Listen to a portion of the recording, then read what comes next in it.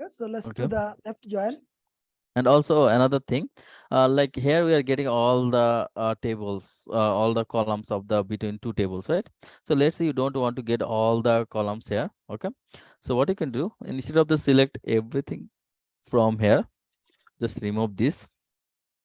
Type here. Let's say I want to get, I want to view only the company's name, then a comma, and also companies dot id and Yep. dashboard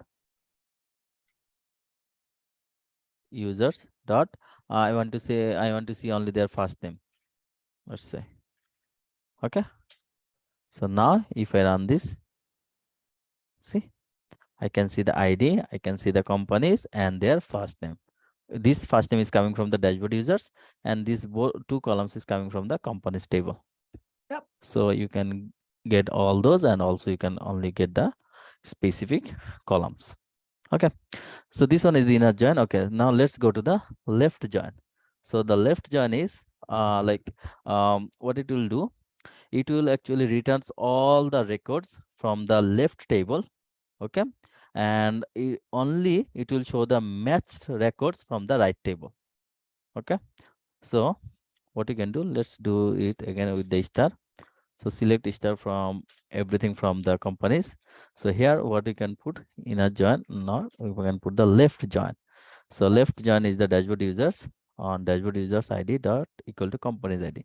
And if I run this, the here you can see. So what you can see, it's showing you all the information of the what companies table. See, and i- only the values is getting the null of the dashboard users. What is not matching? These only 20's value are getting, it's matching. Okay, Which is from the with the dashboard user, dashboard yeah, table. which one is the right table. Okay, Yep. so you're getting of the right tables only the matching information, and rest of the information is null because those are not matching, but we are getting the left tables all the datas, I mean the Why do companies we ask? table.